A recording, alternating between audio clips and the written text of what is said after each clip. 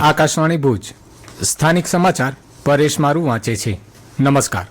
કચ્છની વિશિષ્ટ ઓળખ સમાન ખારાઈ ઊંટોની ઘટતી સંખ્યા અને ચેરના જંગલોના સંરક્ષણ માટે કચ્છ ઊંટ ઉછેરક માલધારી સંગઠન તથા સહજીવન સંસ્થા દ્વારા રાષ્ટ્રીય પરામર્શ યોજાયો હતો।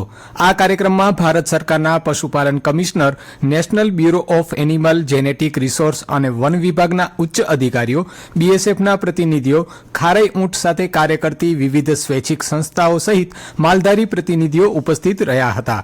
પરામર્શનો મુખ્ય હેતુ માલધારીઓના પડકારો સમજી નીતિગત ઉકેલો શોધવાનો હતો। વન વિભાગે ચેર વિસ્તારના સંયુક્ત વ્યવસ્થાપન માટે બીએસએફ દ્વારા રાષ્ટ્રીય સુરક્ષા સાથે માલધારીઓની ચરિયાળ સુધીની પહોંચ માટે સંવાદથી ઉકેલ લાવવાની ખાતરી અપાઈ હતી। પશુપાલન મંત્રાલયે ખારાઈની નસ્લ સંરક્ષણ અને આરોગ્ય માટે નાણાકીય તકનીકી સહયોગની પ્રતિબદ્ધતા વ્યક્ત કરી હતી। જીપીસીબીએ ઔદ્યોગિક દબાણો સામે સહાયની ખાતરી આપી હતી। આમ કચ્છના આ અમૂલ્ય પર્યાવરણીય વારસાને બચાવવા માટે એક મજબૂત વ્યવસ્થા ઊભી કરવાનો સંકલ્પ કરાયો હતો। વિશ્વ ધરોહર ધોળાવીરા ખાતે આગામી 10 જાન્યુઆરીના રોજ ગુજરાત પ્રવાસન નિગમ અને જિલ્લા વહીવટી તંત્રના સંયુક્ત ઉપક્રમે આંતરરાષ્ટ્રીય પતંગ મહોત્સવનું આયોજન કરવામાં આવ્યું છે। આ કાર્યક્રમની પૂર્વ તૈયારીઓની સમીક્ષા કરવા માટે કલેક્ટર આનંદ પટેલના અધ્યક્ષસ્થાને ભુજ ખાતે બેઠક યોજાઈ હતી। આ મહોત્સવમાં 18 દેશોના 45 અને 7 રાજ્યોના 23 પતંગબાજો ભાગ લેશે। જિલ્લા કલેક્ટરે પતંગબાજો માટે રહેવા જમવાની વ્યવસ્થા, કાઇટ સ્ટોલ, સ્ટેજ, પાર્કિંગ અને સાંસ્કૃતિક કાર્યક્રમો અંગે અધિકારીઓને જરૂરી માર્ગદર્શન આપ્યું હતું। વધુમાં સુરક્ષા અને સુવિધા માટે medical team, fire brigade, mobile toilet અને ટ્રાફિક નિયમન જેવી વ્યવસ્થાઓ સુનિશ્ચિત કરવા સૂચના આપવામાં આવી હતી।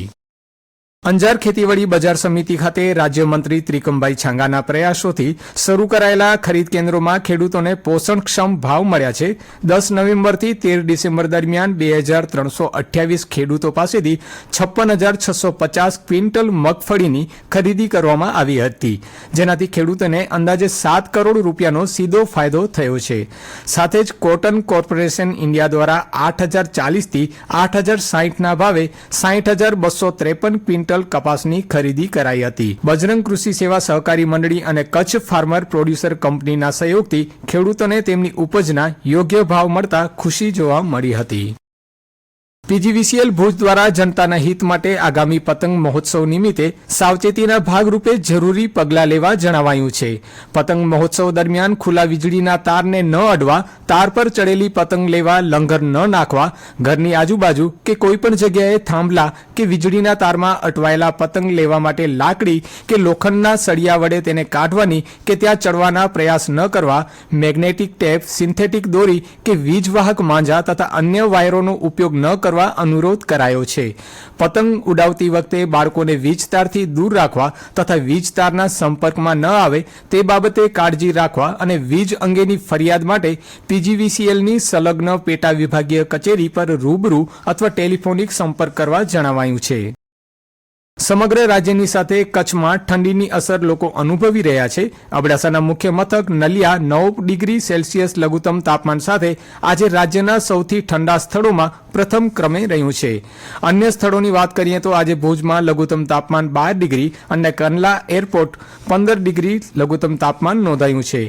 હવામાન વિભાગની આગાહી મુજબ આગામી 3 દિવસ તાપમાનમાં કોઈ મોટો ફેરફાર નહીં થાય, પરંતુ ત્યારબાદ લઘુત્તમ તાપમાનમાં 2 થી 3 ડિગ્રી સેલ્સિયસનો ક્રમશઃ વધારો થવાની શક્યતા છે। ગાંધીધામ અને આદિપુરમાં પાણીના 10 થી વધુ નમૂના ફેલ થતા મહાનગરપાલિકા દ્વારા તે દિશામાં કામગીરી શરૂ કરાઈ છે। નગરપાલિકાના અધિકારીઓ દ્વારા તમામ પાણીના ટાંકાઓ પર સુપર ક્લોરિનેશન કરવા અને નવા નમૂના લેવા સૂચના અપાઈ છે। આરોગ્ય વિભાગ દ્વારા અસરગ્રસ્ત વિસ્તારોમાં સર્વે શરૂ કરાયો છે। સાથે જ વિકાસ કામો દરમિયાન તૂટતી લાઇનોનું તુરંત સમારકામ કરવા અને ટાંકાઓની સફાઈ કરવા તાકીદ કરવામાં આવી છે। બિદડા સર્વોદય ટ્રસ્ટ સંચાલિત આરોગ્યધામ ખાતે 52મા મેગા કેમ્પ અંતર્ગત 2 દિવસીય હૃદયરોગ શિબિર યોજાઈ હતી। વિવિધ દાતાઓના સહયોગથી આયોજિત આ કેમ્પમાં 199 દર્દીઓની તપાસ કરવામાં આવી હતી, જેમાં 97 દર્દીઓના ઓપરેશન સફળતાપૂર્વક કરાયા હતા। અને આ સાથે સમાચાર બુલેટિન પૂરું થયું। નમસ્કાર।